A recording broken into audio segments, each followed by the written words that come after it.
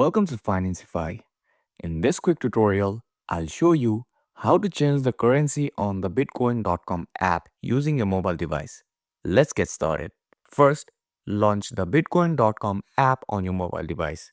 Make sure you are logged in. On the home screen, look for the gear icon at the bottom right corner of the screen. Tap on it. Under Settings, select App Preferences. Then, find the option labeled Currencies. Tap on Currencies. Then, tap on Alternative Currency. A list of available currencies will appear. Scroll through the list and select the currency you want to use. For example, USD, EUR, GBP.